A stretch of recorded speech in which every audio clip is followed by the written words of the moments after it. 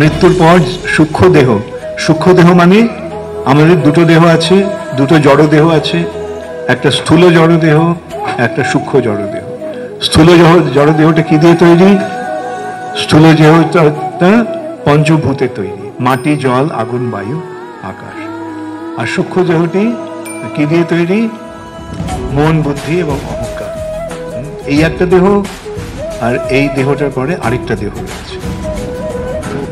এখন প্রশ্ন হচ্ছে, মৃত্যুর পরে সূক্ষ্ম দেহটি কোথায় অবস্থান করে?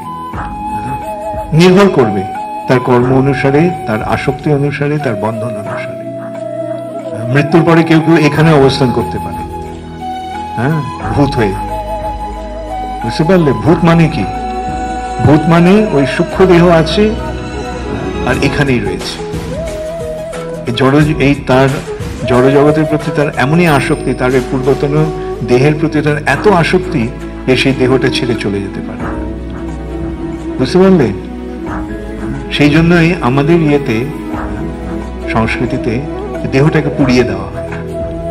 বুঝতে পারলে? যাতে আর ওই দেহটার প্রতি আসক্তি না থাকে। এই যে পাশ্চাত্যের যে খ্রিস্ট ধর্মে, মুসলমান ধর্মের যে প্রথা, সেটা অত্যন্ত ভয়ঙ্কর। শরীরটা রয়ে গেছে, মাটিতে পুঁতে দিয়েছে। সেই জন্য ওই সমস্ত জায়গায় ভূত একেবারে ভর্তি।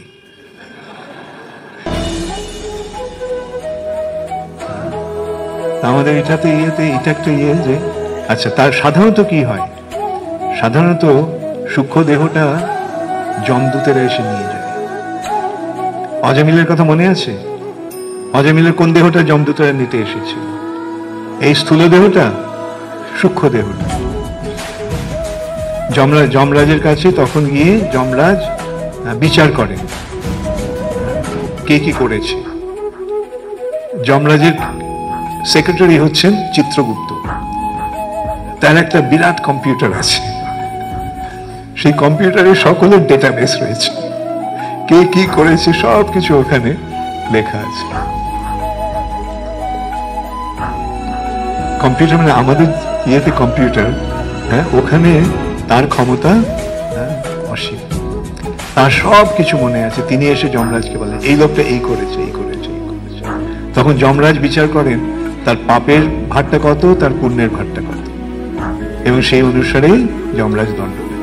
আবার কখনো কখনো যমরাজ জিজ্ঞাসাও করেন যে তুমি পাপের ভারটা আগে নেবে, পাপের ফলটা আগে নেবে না পুণ্যের ফলটা আগে নেবে। যেমন একজন, সে মহাপাপী, মহাপাপী, কিন্তু একদিন এক প্রচন্ড বৃষ্টি হচ্ছিল। তখন এক বৈষ্ণব সেই বৃষ্টিতে তার বাড়ির সামনে দাঁড়িয়েছিল। তো সে সেই বৈষ্ণবকে বাড়িতে ভেতরেও ডাকেনি, বাইরে চালায় আসতে বলেছে। ওর জীবনে কেবল একটাই ভালো কাজ সে করেছে। তো যমরাজ তাকে জিজ্ঞাসা করলো, দেখো তোমার তো এত সমস্ত পাপ রয়েছে, কেবল একটা পুণ্য রয়েছে, তুমি কোনটা আগে নেবে? ও বুদ্ধিমান ছিল, ও বললো আমি পুণ্যের ফলটা নেব। আর সে পুণ্যের ফলে কি করলো, সে আরবার একটা মনুষ্য শরীর পেল। ও ভাবলো যে একটা পুণ্য করে আমি এত ইয়ে পেলাম, পুরস্কার পেলাম, তাহলে এই জীবনটা আমি কেবল পুণ্য কর্মই করবো, কোনো পাপ কর্ম করবো। এভাবেই সে চরমে ইসকনে যোগদান করে কৃষ্ণ ভক্ত হয়ে গেল। তার ফলে তাকে আর দণ্ড ভোগ করতে হলো না। সে এই জন্মের মৃত্যুর পর সে বৈকুণ্ঠে চলে গেল বা বৃন্দাবনে চলে গেল। বিভিন্ন লোকের বিভিন্ন রকম গতি হবে, বুঝতে পারলে? যেমন হিরণ্যকশিপু, হিরণ্যাক্ষ,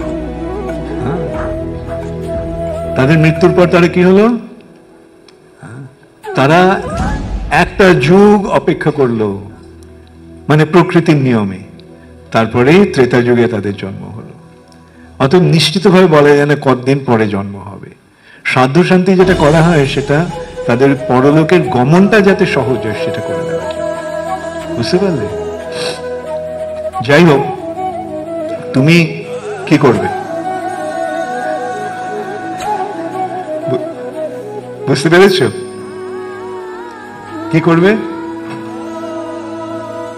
হ্যাঁ, কৃষ্ণে ভক্তি কর, কৃষ্ণে মতিরস্তু।